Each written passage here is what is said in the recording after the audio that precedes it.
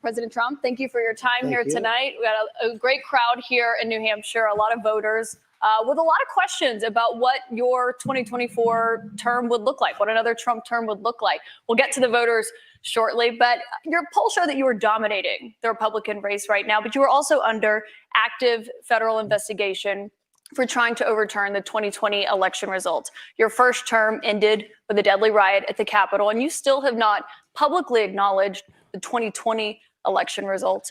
Why should Americans put you back in the White House?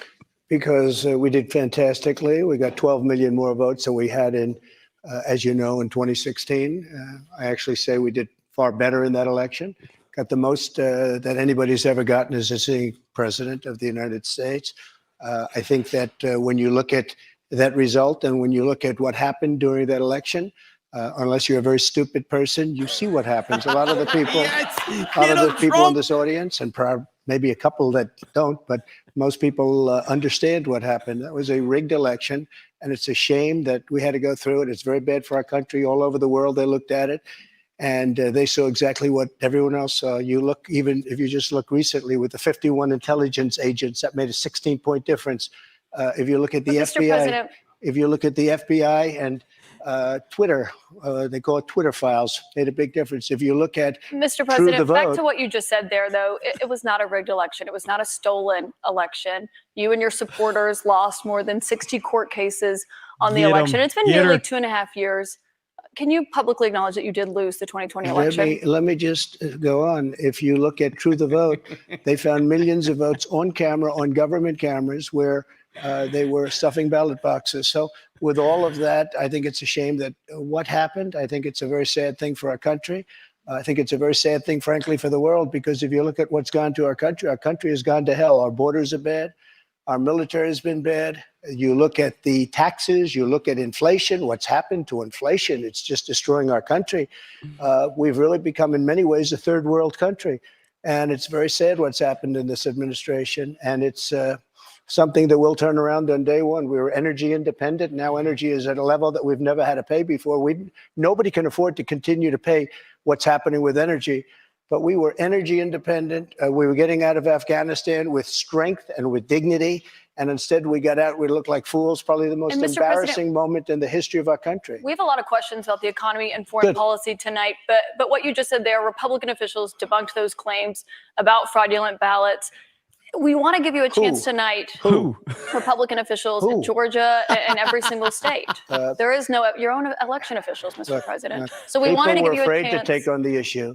But we have a big problem in this country. We wanted to give you a chance to acknowledge we have the elections results that were horrible. If you look at what happened in Pennsylvania, Philadelphia, if you look at what happened in Detroit, Michigan, if you look at what happened in Atlanta, millions of votes. And all you have to do is take a look at government cameras. You'll see them. People going to 28 different voting booths to vote, to put in 7 ballots apiece. But Mr. President, I have to stop you there because there is no evidence of that. Your own election officials testified to that and have said that Republicans in these states did this. In Georgia, there were multiple recounts, including a hand recount. We have questions about the claims that you're making tonight from voters on this topic. I want to bring in Scott Dustin from Concord. He works in insurance litigation. He's an undeclared voter. That's what they call independents here in New Hampshire, as you know. He did vote for you in 2020. Scott, what's your question for the president? Hi, President Trump. Welcome back to New Hampshire. Thank you. Will you suspend polarizing talk of election fraud during your run for president? Will I suspend, excuse me, what? Will you suspend polarizing talk of election fraud during your run for president? Yeah, unless I see election fraud. If I see election fraud, I think I have an obligation to say it. And you know what we went through a short while ago has really put our country in a big problem. I hope to do that. I hope we're going to have very honest elections. We should have voter ID. We should have 100% elections. We should have paper ballots. Set up perfectly for CNN to try to the answer is yes, and I hope that it's going to be very straight up, because if it's going to be straight up, we're going to win the election.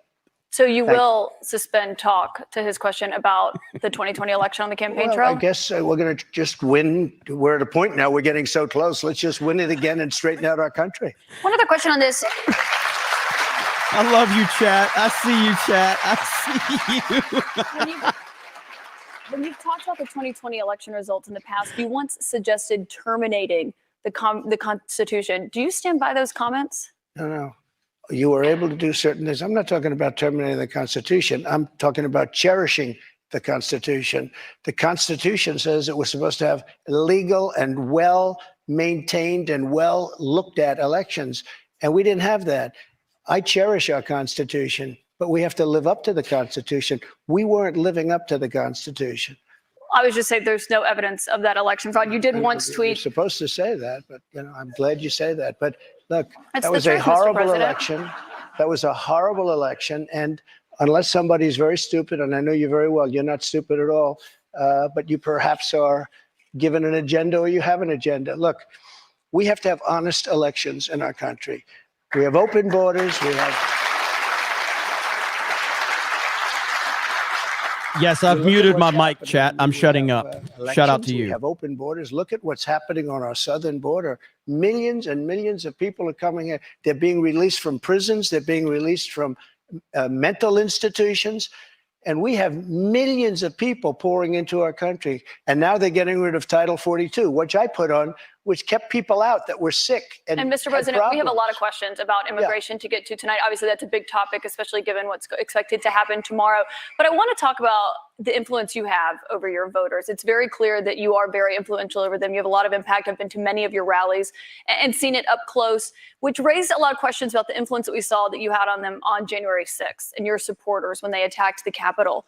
Do you have any regrets about your actions on January 6th? Well, January 6th was, again, we go back to it, but January 6th had to do with the fact that hundreds of thousands of people, and you don't see the pictures very often. A lot of the people here probably were there. January 6th, it was the largest crowd I've ever spoken to. That was prior to the walk down to the Capitol building.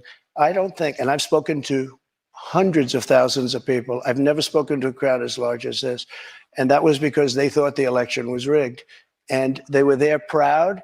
They were there with love in their heart. That was an unbelievable, and it was a beautiful day. And what I was asked to do, I wasn't involved in it very much. I was asked to come in. Would I make a speech? I made a speech. I said, walk peacefully and patriotically, many different things. In fact, I brought a list of things. I don't want to bore the audience, but we can go sentence after sentence after sentence of things I said and things I put out. One of the big problems was that Nancy Pelosi, Crazy Nancy, as I affectionately call her, Crazy Nancy Pelosi and the mayor of Washington were in charge, as you know, of security. And they They're did not in not do charge of their the job. National Guard. You're in charge of the They National are in Guard. Well, I offered them National Guard. I said, we'll give you soldiers, we'll give you National Guard, we'll give you whatever you want. And they turned me down. You're And in acting fact, she defense turned me down. secretary. She turned me down in writing. They turned me down. But your acting defense secretary, Chris Miller, at the time, he says you never gave a formal order to deploy the National Guard. But when it came to that day, just the opposite. he Chris Miller wrote a book, and he's a fantastic guy, and he was ready to go. They turned him down. If you look, the mayor of Washington, D.C., lovely lady, she said, we don't want it. We don't like the look. Nancy Pelosi said, oh, we don't like the look. If they would have had I offered them 10,000 soldiers. I said, it could be 10, it could be more, but I offered them specifically 10,000 soldiers. If they would have taken 500 soldiers, you wouldn't have had the problem. They turned it down. And if you look at the Inspector General report, he says they turned it down. They made a terrible mistake. Well, Chris Miller was your acting defense secretary. He says you never gave that order. But back to what happened on that day. You said you weren't. He did not say that. He has testified that, Mr. He did President. not say that. But you said you weren't very involved that day. You did tell your supporters to come to Washington. You tweeted about it, about True, that of speech course. that happened on the rally. Am I allowed to say that? When they went to the Capitol and they were breaking into the Capitol, smashing windows, injuring police officers, why did it take you 3 hours to tell them to go home? I don't believe it did. Oh, let me pull it out. I have to pull it out. Oh, Trump. So if you look at on January 5th, the day before, I said, please support our Capitol Police and law enforcement. They are truly on the side of our country. Stay peaceful. Stay peaceful. This was the day before, and this was in the form of Twitter. Now I use Truth Social. I think it's far superior. Okay. I hope everybody's on Truth. If you look, January 6th, this is before 2:30. I am asking for everyone at the U.S. Capitol to remain peaceful. This is right after, as it was happening. But what happened is they took it down. I don't know why. I think they took it down because it was so good. They didn't like it being up there. I am asking, and we didn't know until I got it back, because now I have 90 million people waiting for me to go back, but I'm on truth and I'm staying on truth. Listen, I am asking for everyone at the U.S. Capitol to remain peaceful. No violation. We want no violation. We want no violence. Remember, we are the party of law and order. Respect the law and our great men and women in blue. Thank you. That was at 2:30. That was very early. Mr. President, I looked at the same timeline that you did. No, I Once know, it was but you clear, didn't report that. You know why? Because it was we taken did report it. down. I was It reporting was that taken day. down and it wasn't. But when put it was back up. clear to you that they were not being peaceful, you saw them rushing the Capitol, breaking windows. They were hitting officers with flagpoles, tasing them, beating them up. When it was clear they weren't being peaceful, why did you wait 3 hours to tell them to leave the Capitol? They listened to you like no one else. You know that. They do. I agree with that. But So why didn't Nancy you tell them to go home Pelosi, sooner? Nancy Pelosi and the mayor are in charge. I assume they were able to do their job. They weren't. But And it Pelosi's kicked not in in. charge of And Capitol if you remember, security. I made a video right outside the Oval Office in the Rose Garden. And I'm very proud of that video. I didn't have a script. I don't need scripts like a certain person that's in But there what right time, now. the video, it came out much later after they had already attacked the Capitol. It was a great video. And it was a beautiful video. And it said, I mean, I don't want to read it all, but you have to go home now. We have to have peace. We have to have law and order. We have to respect our great people of law and order. We love the people of law and order. We can't play into the hands of these other people. We have to have peace. Please go home. Well, I said that. referring You know to what the they law and did? order there, They took Mr. that President. down. And you know, to this day, it hasn't been put up. And the reason is it's so good and so conclusive that all of this nonsense and all of the tens of millions of dollars that have been spent are just wiped away with this one. And they've never put it back up. They had another one that they did the same But that thing. video that you referenced there, it wasn't posted until 4:17 p.m. No, I'll tell They you, breached it the was- Capitol at 2 p.m. That video was Mr. President. posted, 4:17 yeah, p.m. before, actually a little bit before that. Right. So but- that's my question. excuse Because me. in that 3 hours, over Excuse me, 140 it was officers posted were after the injured. first one I just read, though, and that was at 2 o'clock. But I think the reason the timeline is so critical here, because going back to your influence, in Here's that another 3 one I hours, posted. over 140 officers were injured that day. And a person named Ashley Babbitt was killed. Yes. You know what? She was killed, and she shouldn't have been killed. And that thug that killed her, there was no reason to shoot her. At blank range, cold blank range, they shot her. And she was a good person. She was a patriot. One There was person no who was reason there, there was no reason. And he went on television to brag about the fact that he killed her.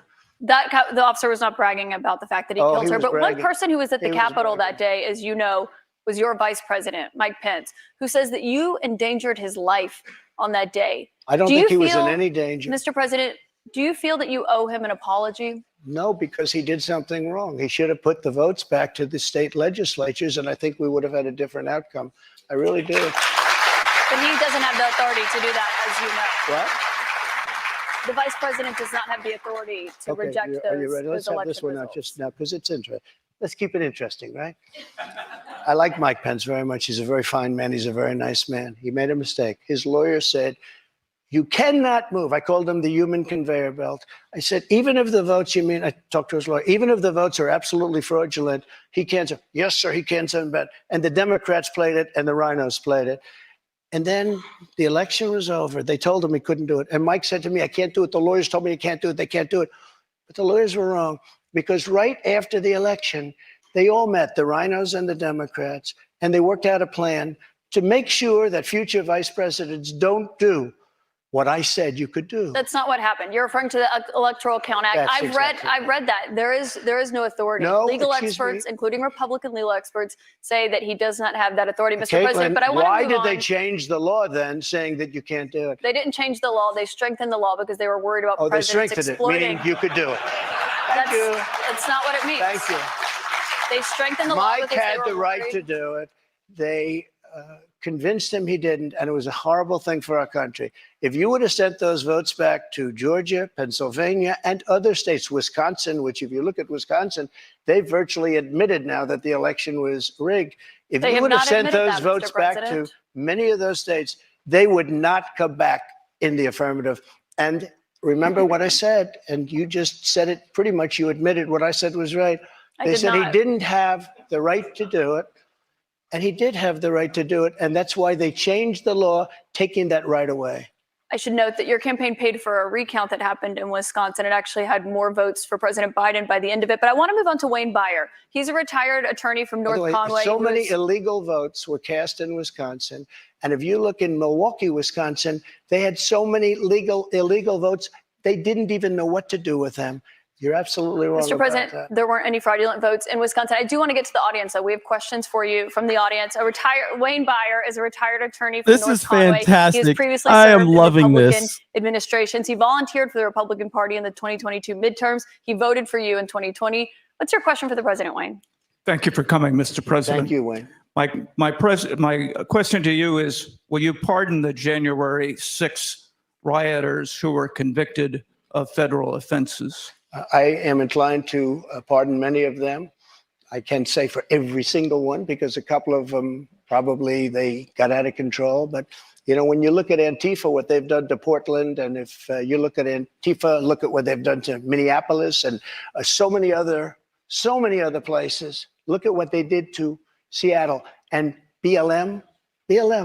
Many people were killed. These people, I'm not trying to justify anything. But you have two standards of justice in this country. And what they've done, and I love that question, because what they've done to so many people is nothing. And then what they've done to these people, they've persecuted these people.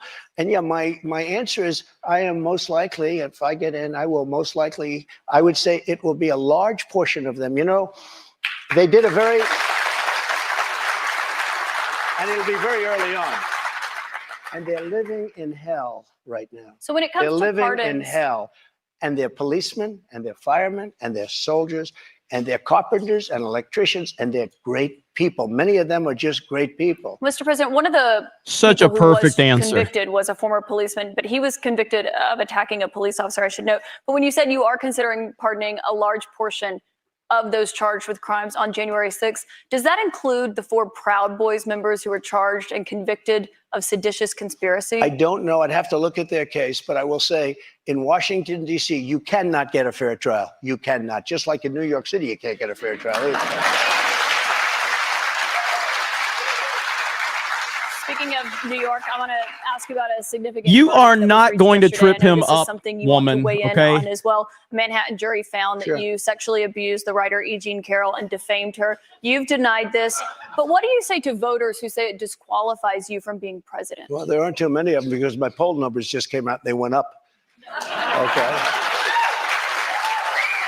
I think I'm the only person in history who had a charge like that. And usually you leave office, you say, I'm sorry, but I'm going to back home. I'm back home to my family and everything. I'm going to be resigned. My poll numbers went up, and they went up with the other fake charge too. Because what's happening is they're doing this for election interference. This woman, I don't know her. I never met her. I have no idea who she is. I had a picture taken years ago with her and her husband, nice guy, John Johnson. He was a newscaster, very nice man. She called him an ape. Happens to be African American. Called him an ape. The judge wouldn't allow us to put that in. Her dog Holy or shit. her cat was named Vagina. The judge wouldn't allow to put that in. All of these things but with her, they can put in anything. Access This was Hollywood. a put jury in of anything. 9 people who found That's right. you liable of sexual abuse. Do you think that will deter women from voting for you? No, I don't think so, because I think the whole thing, just so you understand, ready? I never met this woman. I never saw this woman. This woman said, I met her at the front door of Bergdorf Goodman, which I rarely go into other than for a couple of charities. I met her in the front door. She was about 60 years old, and this is like 22, 23 years ago. I met her in the front door of Bergdorf Goodman. I was immediately attracted to her, and she was immediately attracted to me. And we had this great chemistry. We're walking into a crowded department store. We had this great chemistry, and a few minutes later, we end up in a room, a dressing room of Bergdorf Goodman, right near the cash register. And then she found out there are locks on the door. So she said, I found one that was open. She found one. She learned this at trial. She found one that was open. What kind of a woman meets somebody and brings them up, and within minutes, you're playing hanky-panky in a dressing room, okay? I don't know if she was married then or not. John Johnson, I feel sorry for you, John Johnson. Mr. President, can I No, I but add think, to this? think of it. Think of I it. know you're recounting what This you said, dude but is Mr. President, crushing it right now. Because you asked the question. This is a Here's what I'm amazing. gonna say. If I was walking in at the because I was very famous then, and I owned the Plaza Hotel right next door, and I owned buildings around it. I'm not going into a dressing room of a crowded department store. Then I say, if she was being raped, and by the way, they said she wasn't raped. Okay, that was her charge. It wasn't. They found that you sexually abused her. What? Say what? They did. They said he didn't rape her. And They did I not say didn't do that he anything else either. You know what? Because I have no idea who the hell she is. But Mr. I don't President, know who this woman can I is. ask you, given your recounting I your don't know version, who, and I tell you this. but Mr. Are President, you ready? can I And I can swear ask on you my because children, which I'd never do. I have no idea who this woman. This is a fake story, made up story. We had a horrible Clinton-appointed judge. He was horrible. He allowed her to put everything in. He allowed us to put nothing in. Mr. President, this is a you're fake recounting your version of story. events here right now to the audience. You referenced the trial. You did not go to the trial and actually That's right. testify. Do you wish that you had No, testified? it wouldn't have made a difference. This was a rigged deal. This was my lawyer said, sir, you don't have to do it. I actually said, I think I should. It would be respectful. They said, sir, don't do it. This is a fake story and you don't want to give it credibility. That's why I didn't go. One thing you did do in this, And I swear, and I've never done that. And I swear to, I have no idea who the hell, she's a Mr. whack President, job. you did not testify in person in this trial. There was a tape deposition of you from October in it. You defended the comments that you made on that Access Hollywood tape about being able to grab women how you want. Do you stand by those comments? I said, if you're famous and rich or whatever I said, but I said, if you're a star, you are, and I said, women let you. I didn't say you grab, I said women let, you didn't use that word, but if you look, women let you. Now, they said, will you take that back? I said, look, for 1,000,000 years, this is the way it's been. I want to be honest. This is the way it's been. I can take it back if you'd like to, but if you're a famous person, if you're a star, and I'm not referring to myself, I'm saying people that are famous, people that are You were asked stars, in the deposition, people do you that are consider rich, yourself to be a star? And people you that are said yes. powerful, they tend to do pretty well in a lot of different ways, okay? This is And amazing, you would like me to dude. take that back? I can't take it back because it happens to be true. I said it's been true for 1,000,000 years, approximately 1,000,000 years, perhaps a little bit longer than that. So you stand by those comments? Well, I don't want to lie. Mr. President, we have here's a lot of here's what questions. she wants Mr. me to say. President, let's A get to rich the and audience famous questions person tonight. has no advantage over anyone else. Well, you do have an advantage. And I say unfortunately, but that's the way it is. You said fortunately or unfortunately, Well, but Mr. fortunately or President, we have a lot of unfortunately for audience her. questions to get to tonight. I want to go back to the audience. This We've is got Danielle fucking Rieger. She works as an gold. oral surgery assistant. Holy She's a Republican shit. activist from Derry. She was a New Hampshire delegate for you in 2020. What's your question? Hi, thank you so much for coming to New Hampshire Thank to you. answer our questions. My question is regarding the economy. Over the past 2 years, we have seen the prices for everything skyrocket. From food to gas to utilities and insurance costs, many people's bills are up several $100s a month, including mine. If elected president again, what is the first thing you would do to help bring down the cost to make things more affordable? Drill, baby, drill. You know what that is.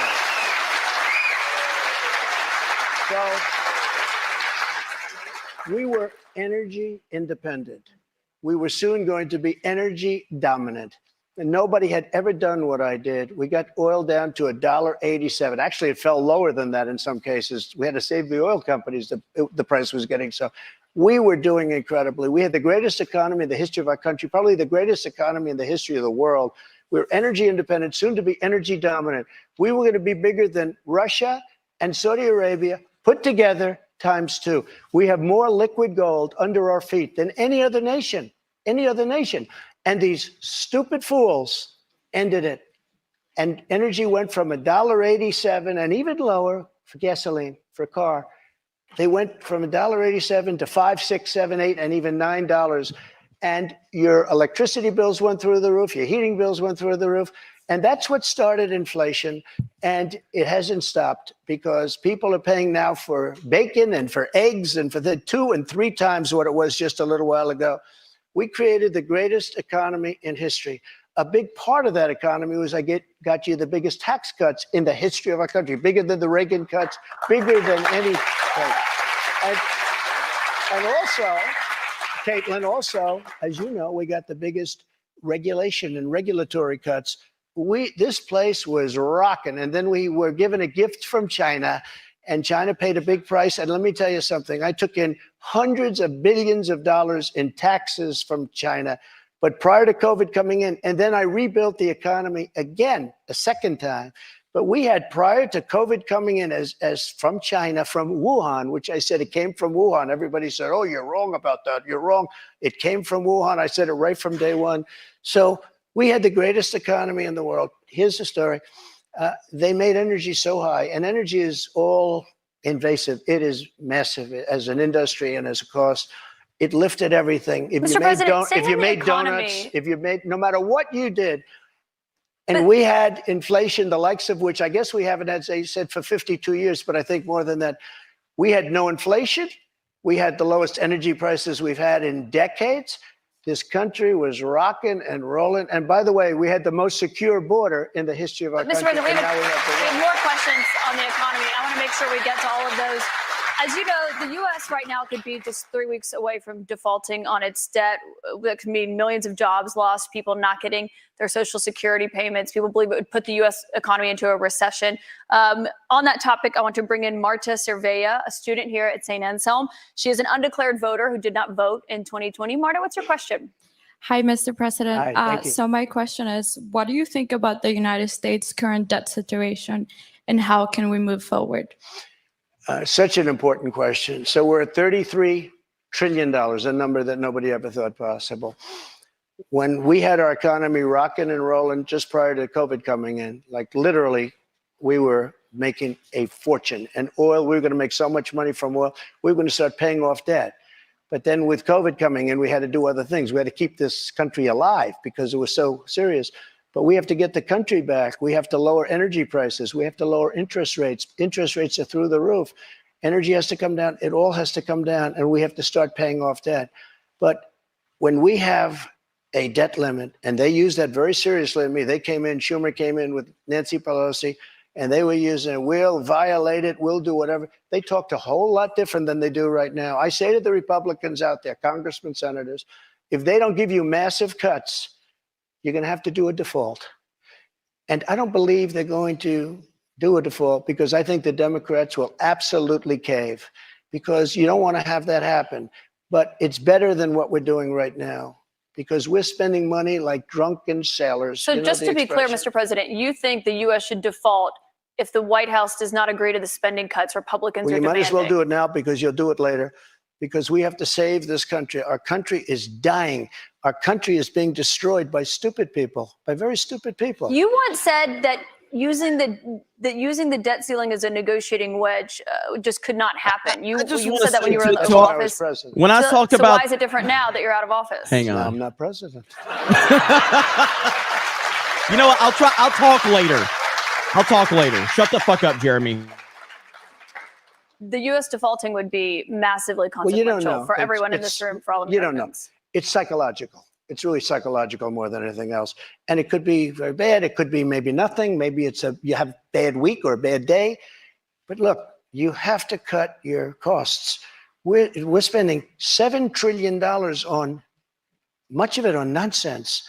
$7 trillion on nonsense. We've got And I another actually question from a said, voter tonight. get all of that money that was wasted, and frankly, the Senate should have never approved it. Get all that money that was wasted, and if they don't get rid of that, you'll have to default. Okay? Mr. You have to President, default. we've got another voter here And tonight. by the way, you're going to default eventually anyway, but it's going to be much messier. I don't think you'll have to default. I think if the Republicans hold strong and they say let's say we want $5 trillion off, I really think the Democrats have no choice but to do it. And if I win, they're going to be doing the same thing to me in 2 years. I guarantee you that. Mr. They're President, going we've to got play a another very voter hardball here game, tonight. and they did that before. Bobby Petrino has been waiting very patiently. Sure. He's a student at St. Anselm. He's a member of College Republicans. He's an undeclared voter right now. He supported you in 2020. Bobby, what's your question for President Trump? Hi, thank you for coming. This is a bit of a pivot, but with gun violence and mass shootings in the news cycle recently, I'm worried that state governments and the federal government are going to act to repress gun rights. Under your administration, you instructed the Department of Justice and the ATF to ban bump stocks. If elected president again, how would you act not only to defend our Second Amendment rights, but to restore rights that have been taken from us, such as, by example, recently the ATF's ruling on the pistol stabilizing braces? Yeah, as you know, the bump stocks are actually a very unimportant thing. And NRA, I went with them and they said it doesn't mean anything. Or actually, all they do is teach you how to shoot very inaccurately. So we did that. There's been nobody that's protected the Second Amendment, as you know, like I have. I protected it through thick and thin, not easy to do. But we have a very big mental health problem in this country. And again, it's not the gun that pulls the trigger. It's the person that pulls the trigger. And we have to protect our Second Amendment. We have to protect our Second Amendment. Mr. President, you dealt with a lot of mass shootings when you were in office. This year, there have already been more than 200 mass shootings in 2023. If you are reelected, are there any new gun restrictions that you would sign into law? I would do numerous things. For instance, schools, we would harden, very much harden. And I'm a very believer. I believe in teachers. I love teachers. I think they're incredible. And they love the children, not quite like the parents, but they love the children in many cases almost as much. Many of these teachers are soldiers, ex-soldiers, ex-policemen. They're people that really understand weapons. And you don't need 5% of the teachers would be more than you could ever have if you're going to hire security guards. But in addition to that, have security guards. You have to harden your entrances. You have to make schools safe. And you can make other places safe. But it is a big mental health problem in this country more than anything else. And remember, we have 700 million guns, 700 million. Many people, if they don't have a gun, they're not going to be very safe. I mean, if they don't have a gun, it gives them security. Now, you need them for entertainment. You need them for hunting. You need them for a lot of different things. But there are people that if they didn't have the privilege of having a gun in some form, many of them would not be alive today. You know, there's a certain country that had a very strict policy on guns, very, very strict. Which country? And, Brazil, okay. Brazil, very strict. And the former president of Brazil, and the killing was incredible. They were walking into people's homes and killing people. They had no protection. She said, tried to get him on that People went out answer and bought he guns, bodied it her went way again. down. The numbers went way down because they had security. If you look at Chicago, Chicago has the single toughest gun policies in the nation. They are so tough you can't breathe. New York too, and other places also. All of those places are the worst and most dangerous places. So that's not the answer. No new restrictions that you would sign if reelected, Mr. President. I want you to meet Julie Miles, a registered nurse from Merrimack. She's a Republican who voted for you in 2020. Julie, what's your question for the president? Thank you, Mr. President. Thank you. I appreciate you answering this question this evening. How do you plan to appeal to women voters in New Hampshire who are concerned about the Dobbs decision and how states may change their laws? It's such a great question. And it was such a great victory. And people are starting to understand it now. You know that they wanted to bring it back to the states, but that was probably the least important part of that victory. Getting rid of Roe v. Wade was an incredible thing for pro-life because it gave pro-life something to negotiate with. Pro-life had absolutely nothing being stuck in Roe v. Wade to negotiate with. And now what's happening, and I see it all over, deals are being made, deals are going to be made.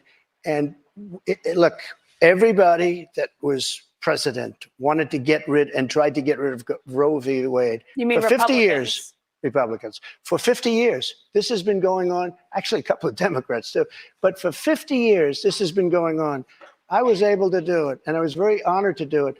But by doing it, things are happening that are very, very positive. And I happen to believe in the exceptions, the life of the mother, rape, incest, like Ronald Reagan believed in the exceptions. But I happen to believe that. I think it's frankly important to do that. But a lot of people are, against that. A relatively small number. But the way I look, I think it's very important to say this.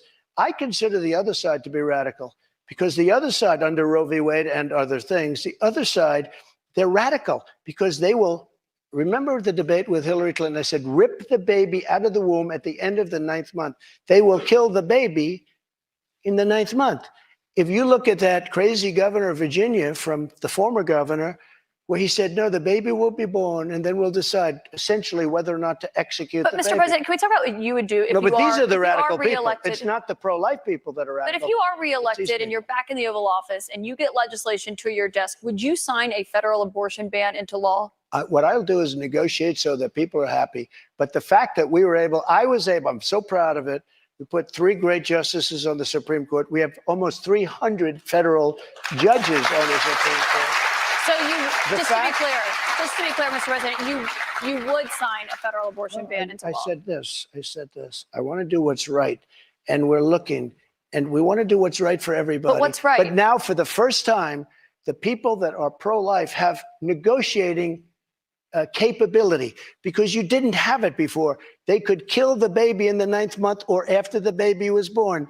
Now they won't be able to do that. But I think this is a really important question for you to answer, because this is something every Republican, including those who are running against you for the nomination, are being asked about, is would you sign a federal abortion ban into law? And many of them are going to give you the same answer as I am. First of all, I am honored to have done what I did.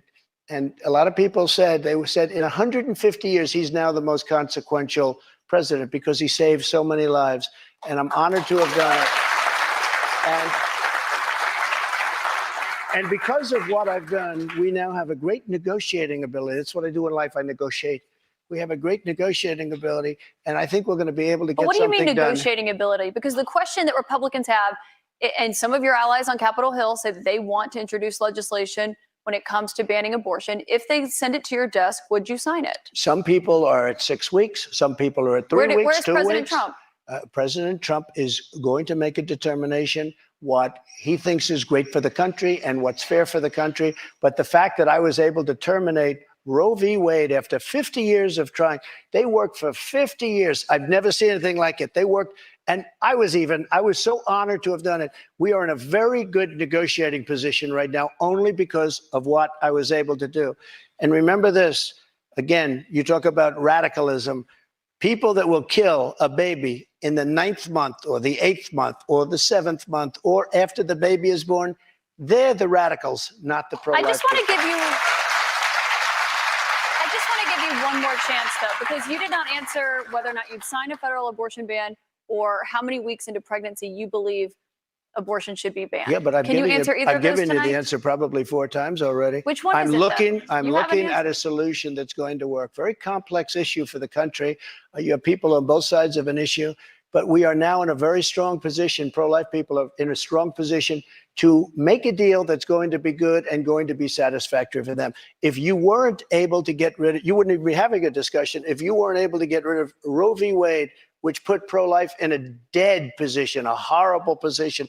They could kill the baby at any time they wanted to, but we did something that nobody thought was doable. And other Republican presidents, and others, by the way, they wanted to get it out. They also wanted to bring it back to the states, but bringing it back to the states is a less important issue. But that's why than it's the the issue that question we about just a federal talked about. abortion ban. You Well, did not say yes or no to that. It You did not say how many weeks. depends what the deal is. Lindsey Graham's You did not say good how many man. weeks. He's got an idea, and a lot of other people have an idea. And I look at all the And a lot of people ideas, will be curious what I'll your make the right idea is decision. on that. President Trump, we've got more questions to come for you tonight. We'll make be the right right back decision for the in just a moment.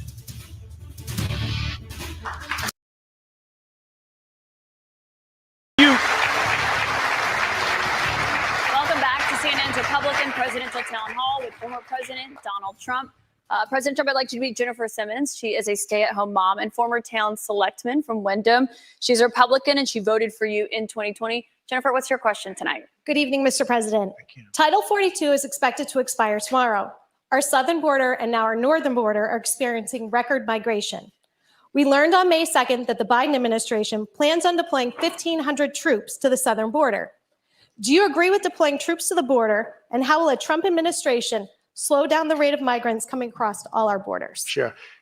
A very fair question, especially since tomorrow is going to be a day of infamy. You're going to have tens of thousands of people pouring into our country.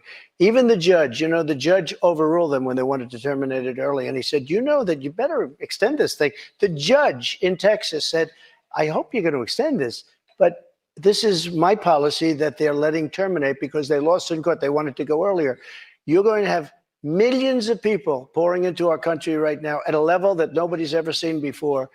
These people are sick. Anybody that wants this to happen to our country, they're destroying our country, and this should not be allowed to happen. How they're not going to do a version of Title 42 or my Title 42, which was tough. If people are sick and have infectious diseases and lots of other problems, We don't want them being into our country. We have enough problems right now. We have problems like we've never had in the history of our country. But Mr. President, our country the is reason being it's ending, destroyed. the reason it's ending is because the health policy, the COVID era pandemic emergency is coming to an end. That's what Title 42 was. You put it in place because That's of COVID. true, but you when have- it comes to big questions about what your immigration policy would look like if you are reelected, some of your Republican rivals have criticized you for not fulfilling the promises that you made on the campaign trail, like finishing the border wall. So how did voters know that you would get those done if you're reelected? I did finish the wall. I built a wall. I didn't built finish the hundreds of wall. miles of wall, and I finished it. And then I said, we have to build some more because there are areas like water going through a dam. There are some areas where a lot of people are coming. You close up one and they come into another. And we started another 100 miles of wall. In fact, I said to my people, if we start this and don't finish it, and then we had a rigged election, I'm sorry to say it. The election was not rigged, okay, Mr. good, I President. know. You I'm can't keep glad saying you're that all saying night long. And so You cannot then keep saying they that the took election over was and they rigged. decided not to finish it. It would have taken them 3 weeks. I built hundreds of miles of wall. If we didn't have it, it would be hard to believe it could be any worse. They're just letting people flow into our country. Look, a country has to have borders. There's never been anything like is happening to our country You right built now. about 52 miles of new wall when you were in office, See this? Mr. President. It wasn't the complete wall. One other thing that with No, but I have to immigration, respond to that. with your immigration, it was only about Okay, 52 can I miles of new respond? wall. This is what she does. I built hundreds of miles. Some of the wall was up there and it would be laying on the ground, rusted, rotten steel, rusted, rotten wood, a little. And what the radical left crazy Democrats did, if there's a piece of wood laying down, they consider that a wall. I built 30-foot walls that go down 7 feet into the ground.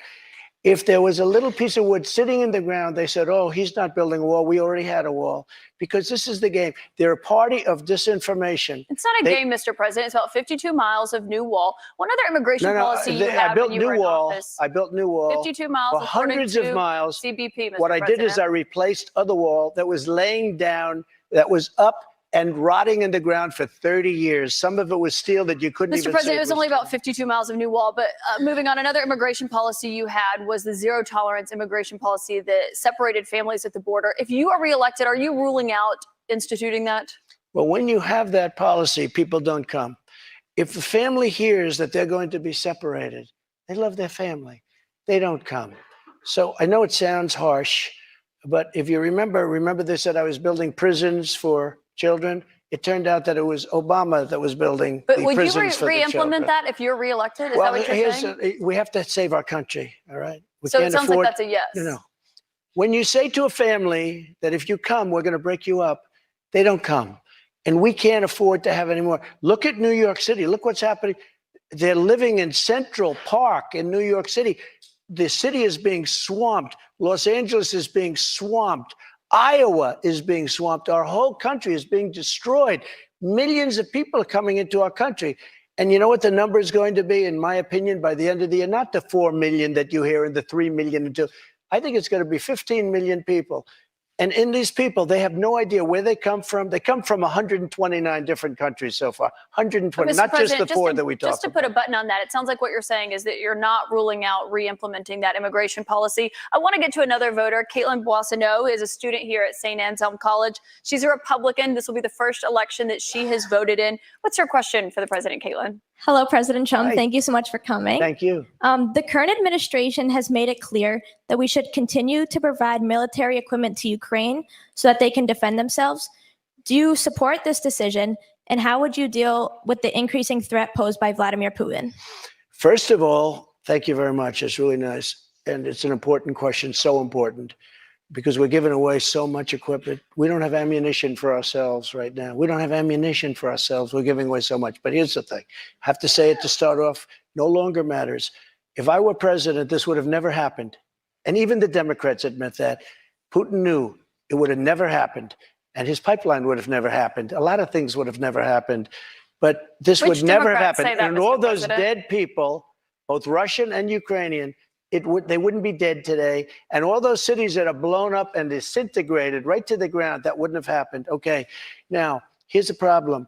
We've given so far $171 billion. They've given, meaning European Union, which is approximately the same size altogether as our economy. They've given about 20. So we're at 170, let's say, and they're at 20. You don't have to know too much about history to realize, or geography, to realize that they're a little bit more affected than we are, okay? So they've got to put up a lot more money because they're taking advantage of us like every other country did. That's why I ended NAFTA and replaced it with the USMCA, Mexico, But on Canada. this issue, Mr. President, I should know, I don't know any Democrats who have said they don't believe Putin would have been invaded if you were president. But her question is, would you continue to give Ukraine money and weapons if you're elected? What's the answer? I have a very good relationship with President Zelensky because, as you know, he backed me up with the phony impeachment hoax #1 when he said the president didn't do anything wrong. So That I was when happen you to asked him like. for an So I investigation in happen to exchange like. for Yeah, that's right. weapons. And I was totally exonerated, by the way. Just a waste of time and money. You were impeached over that. You I were was impeached over impeached. that. But let's stay on topic here, Mr. President, because the question is, would you give Ukraine I weapons was and funding? impeached by a crazy woman named Nancy But Pelosi. the question who here said is, would you give Ukraine weapons and funding if you were I would elected? sit down. Let me just put it a nicer way. If I'm president, I will have that war settled in one day, 24 hours. How would you settle that war in one day? Because I'll meet with Putin, I'll meet with Zelensky. They both have weaknesses and they both have strengths. And within 24 hours, that war will be settled. It'll be over. It'll be Do absolutely you over. want Ukraine to win this war? I don't think in terms of winning and losing. I think in terms of getting it settled so we stop killing all these people and breaking down this country. Now, What do you? Can I just follow up on that? You but said one you of the don't things think you in have terms to of do is winning you and have to get losing. you have Mr. to get President, can I Europe. just follow up on that because that's a really important Excuse me, statement let me that you just just follow made up. there. Can you say if you want Ukraine or Russia to win this war? I want everybody to stop dying. They're dying, Russians and Ukrainians. I want them to stop dying. And I'll have that done. I'll have that done in 24 hours. I'll have it done. You need the power of the presidency to do it. But you won't say that you want Ukraine to win. You You said know what when I'll you were- say? I'll when you say were in this. office. I want Europe to put up more money because they're in for 20 billion. We're in for 170, and that's they not should an be. answer about who And should they win should the war. equalize. They have plenty of money. They should equalize. I got with NATO. But I'm When I asking you sat about down, I got Ukraine them right to now, put up Mr. hundreds President. of billions of dollars that they weren't paying under Obama and Bush and all of these other presidents. That's why they're able to help them fight the war because of the money I got. But I let's want talk about Europe. what's happening in Excuse Ukraine, me. Mr. I want President. Europe to put up more money because they're laughing at us. They think we're a bunch of jerks. We're spending $170 billion for faraway land, and they're right next door to that land, and they're in for 20. I don't think so. When it comes to what's happening there, when you were in office, you said that you respected President Putin. Do Yeah, I you do. still respect him today? He made a tremendous mistake. He was a smart guy, you know. I remember I said he was smart, she was smart. They What said was his he mistake? said President Xi of China, right, is smart. Okay, 1.5 billion people. He's the ruler of 1.5 billion people. I said, yeah, he's a smart guy. How dare he say he's smart? Of course he's smart. They want you to say he's a stupid person. Okay, he's not a stupid person. He's very smart. He's very cunning. And Putin made a bad mistake, in my opinion. What was his It would have. mistake? His mistake was going in. He would have never gone in if I was president. We used to talk about it there. Do you believe that he is a war criminal? What? Do you believe that Putin is a war criminal? He's responsible for the deaths of thousands Well, of I think Ukrainian this. men I and think women it's and something that children. should not be discussed now. It should be discussed later. Because right now we have to get a war. If you say he's a war criminal, it's going to be a lot tougher to make a deal to get this thing stopped. Because if he's going to be a war criminal, where people are going to go and grab him and execute him, he's going to fight a lot harder than he's fighting, you know, under the other circumstance. That's something to be discussed at a later date. Isn't it Right now, important we to want call to it get what that it war is? settled. And I'm not talking about the money either. I'm talking about all the lives that are being, the number of people being killed in that war is far greater than you're hearing. When they blow up a city and those buildings come pouring down and then they say 2 people were injured, no, hundreds and thousands of people are being killed. And we have to get that war settled. We have more with former President Trump. Right after this, we're going to take a quick break, and then we'll be back with questions from voters right after that.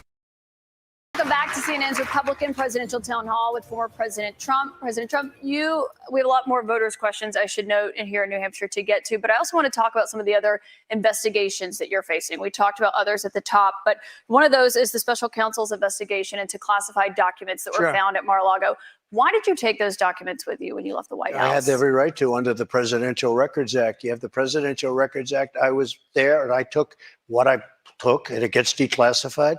Biden, on the other hand, he has 1,850 boxes. He had boxes sent to Chinatown, where they don't speak even English in that Chinatown we're talking about. But I got to stop you right there about him. They because talk about us. Just so you understand, I had every right to do it. I didn't make a secret of it. You know, the boxes were stationed outside of the White House. People were taking pictures of the GSA and the various I people. got to stop you right there, that though, were because the moving. Presidential Records Act, which is not well known to a lot of people, I read it. It does not say that you can take documents with you. It says actually that they are the property of the federal It says you talk, government. you when negotiate, leave. you make a deal. It's not criminal, by the It way. does not- It's it does the not say that you Presidential can Records Act is negotiate. not criminal. And just It so does you not know, say you can negotiate to just take so the you- documents with you. can I tell you? Just so you understand, the Presidential Records Act is not criminal. I took the documents. I'm allowed to. You know who else took them? Obama took them. Nixon took them. Obama did Reagan not take took them. documents. Oh, he didn't? The difference here He that I'd didn't? like Take to a look. know, the Reagan National took them. Archives says that President Obama Even did Jimmy not Carter, take even Mike documents. Pence had some documents, and he's a You very referenced honorable Pence, guy. you referenced But you know who Biden. took them more than anybody is Joe Biden. He has 1,800 boxes, That's and not nobody accurate, even Mr. knows where President, they and are. you know that. 1,800, and nobody talks about him. Mr. President, And they that's not accurate. put a rough guy on us, and they. In the I think it's meantime, they have important, Mr. nobody. President, to actually set the record straight here. They took documents, including President or Vice President Pence. When they realized they had documents, they turned them back over. The difference is that you waited to turn yours over, and it was Excuse a year and me. a half effort that included a subpoena with those documents. One question about It what happened included when a you had raid those on my documents. house. That's what it included. But They you had didn't raid. you'd gotten a they didn't subpoena, raid and they had not Biden's been house. turned over yet. They didn't raid Biden's house. You know what happened? They put him in the house. That's the one with the Corvette where the documents were laying all over the floor. That was fine. And you know who happens to be at Mar-a-Lago? Secret Service, and they're phenomenal. I have Secret Service. He didn't have Secret Service. The other thing, the vice president cannot declassify. He didn't have the right to declassify. He has documents from when he was a senator. And even Democrat senators say, I can't believe it. No, I went by the Presidential Records Act. That's not and what we the were Presidential negotiating Records with Act NARA. says. That's not what it says, And Mr. NARA has President. red flagged a thing called the Constitution of the United States and the Bill of Rights because they consider them Mr. dangerous President, that's documents. not what it Those says, are and the I people should we're know. dealing And with. I should note that there is a special counsel investigating your document situation, also President Biden's document situation. When it comes to your documents, did you ever show those classified documents to anyone? Not really. I would have the right to. By the way, they were What do you mean, not declassified after. really? Not that I can think of. Let me just tell you, I have the absolute right to do whatever I want with them. I have the right. I was negotiating with NARA. Do you know what NARA is? The National Archives. Extremely But you don't left negotiate group with of them. people. Extremely left. And I was negotiating with They're them. not All of a left, they're sudden, they bipartisan. raided my house. They didn't raid the house of Joe Biden. They didn't raid Obama. But Joe Biden didn't ignore a subpoena to get those documents back like Joe you Biden did. And so took that's the question. 1,850 boxes. But that's the question that investigators have, I think, is why you held on to those documents when you knew the federal government was seeking them and then had given you a subpoena to return Are you them. ready? Are you ready? Can I talk? Yeah, what's You the mind? answer? Do you mind? I would like for you to answer the question. Okay, it's very simple to answer. That's why I asked it. It's very simple to. You're a nasty person, I'll tell you. Can you answer why Very you simple. held on to the documents? I was negotiating, and we were talking to NARA, that's Washington, to bring whatever they want. They can have whatever they want. When we left Washington, we had the boxes lined up on the sidewalk outside for everybody. People are taking pictures of them. Everybody knew we were taking those boxes. And the GSA, the government service, the GSA was the one taking them. They brought them down to Mar-a-Lago. We were negotiating with NARA. All of a sudden, they raid our house. When Biden had his documents, he won't give back the 1,850 boxes. And you're going to find some real gems in there. But it was So you Biden who can't have alerted all them that these he had different the sets of- documents. all The these National different Archives sets of- reached out to you to get your documents back. Why did you not turn them over when you got a subpoena Because we were asking for you to turn negotiating them with over? them. We were negotiating with them as per. I'll rewind as it per when they go to a the Presidential commercial. Records Act. We were negotiating with NARA. That's not what Very the nice Presidential Records people, Act says. I've but they seen got to it. love our Constitution a little bit more, because, and they shouldn't red flag it, by the way. Very nice people. We were negotiating with NARA.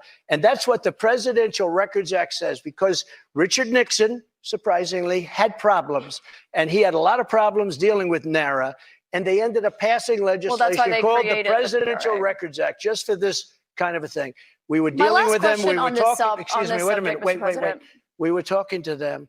We would have done it, but all of a sudden they raided the house. Now, why hasn't the FBI raided Biden? But I just explained to Why? you why. No. It's because he's the one, they alerted the 1,850 government that they okay. had those documents and had them come and get the documents Why from did his Biden? house. No, they My didn't take question the- for you, though, when it comes to documents, do you still have any classified documents in your possession? Are you ready? Do you? No, I don't have anything. I have no classified documents. And by the way, they become automatically declassified when I took them. But No, you why? have to declassify Let me ask them. you a question. Why is it that Biden had 9 boxes in Chinatown? And he gets a lot of money from China. Why is that? And There why, is no why evidence aren't of that, people? Mr. President. No, you, No, you cannot why say aren't that. There people is no bringing that evidence up? of that, Mr. And why don't President. they put this What guy you're Jack referring Smith to and his is an group office of that he had. thugs? Mr. Why don't President, they put him in charge of that? I need to stop you right there because there's no evidence of what you just said there. What you're referring to there is an office that he had No. after That's leaving at the University vice of Pennsylvania. presidency. Wrong. He had a temporary office. But I want to ask you about another investigation You're that so you're wrong. facing. You don't know the subject. I do know the He subject. had and I one do at know the University facts, of Mr. Pennsylvania, President. but he also had I want to 9 move on to boxes another in investigation Chinatown. that you're facing, which is the one She that's doesn't happening understand in it. Georgia, where they are investigating there your efforts to overturn the election results in the state of I Georgia. did At the nothing wrong. It was center a of perfect that, phone call. let me finish my question. At the center of that is that call that you had with the Secretary Perfect of State, call. Brad Raffensperger. Yeah, sure. Given the fact that there are indictments expected to come in that case this summer, is that a call you would make again today? Yeah, I called questioning the election. I thought it was a rigged election. I thought it had a lot of problems. I had I guess he's Secretary of State. I called. Listen to this. There are like 7 lawyers on the call, many of them from there. We're having a call. We're having a normal call. Nobody said, oh, gee, he shouldn't have said that. Why? If this call was bad, I questioned the election. You If asked this him to call find was you bad, votes. I didn't ask him to find anything. Let me We've just tell heard you, the audio if tape, this Mr. call President. was There's an bad, audio of you asking him to I find you said, 11,000 you owe something me votes. votes because the election was rigged. That election was rigged. And if this call was bad, why didn't him and his lawyers hang up? How dare you say that? This was a perfect Well, they were phone clearly call. concerned enough. They recorded the call, and I should note that, of This course, was a call that was made to question the results of election. And when we can't make a call to question election results, then this country ought to just forget about it. you weren't just questioning the election results. I You was were asking questioning the him to election. find you votes. And I should note that there is no evidence of fraud. There is no rigged election in the state of Georgia. I want to get back to the audience, though, Mr. President, because those are false claims you're making about what happened in Georgia. Jordan Sullenberger is here. He's an undeclared voter from Hollis. He voted for you in 2020. Jordan, what is your question for President Trump tonight? Thank you, Mr. Trump. Thank you very much. I'm 26. I'm a veteran. I help manage a private aviation company. You want a job? I'd love one. Yeah. I'm looking for somebody very good. I'm not for mandates or government interference in private business, but I've Right. seen Republicans going after us like DeSantis after Disney. Right. What would you do as president to protect us from government interference? Well, I'm the one that really wants to protect you. All of these fake investigations of me are about election interference. They think because I'm leading Biden by 11 points, 7 points, 9 points, I'm leading DeSanctimonious by a lot, by 40 points or 45 points. I think he ought to just relax and take it easy and think about the future, because right now his future is not looking so good. I will tell you this. We are really putting it to Biden, but he's putting it to himself because the economy stinks, inflation is horrible, and the border is a disaster. And by the way he got out of Afghanistan was the single most embarrassing moment in the history of our country. Mr. President, I have one more question for you here tonight, and I think while we're in front of the voters here in New Hampshire, this is a fundamental question for you. You are running in the 2024 race. If you are the Republican nominee and you are in that 2024 race, will you commit tonight to accepting the results of the 2024 election? Yeah, if I think it's an honest election, absolutely, I would. Will you commit to accepting the results of the election regardless of the outcome? You want me to answer it again? If I think it's an honest election, I would be honored to. And right now, we are so far ahead of both Democrat and Republican. And you know what? If I don't win, this country is going to be in big trouble. It's so sad to see what's happening. But no commitment there on the accepting the results regardless of the outcome. If it's an honest election, correct, I will. Okay, so not committing to accepting the 2024 election results or acknowledging what happened in 2020. Go ahead. President Trump, I want to thank you for coming here tonight. This is an important conversation with voters to hear and to have. Thank you to our audience and to our host, St. Anselm College. CNN's coverage continues with Anderson Cooper and Jake Tapper.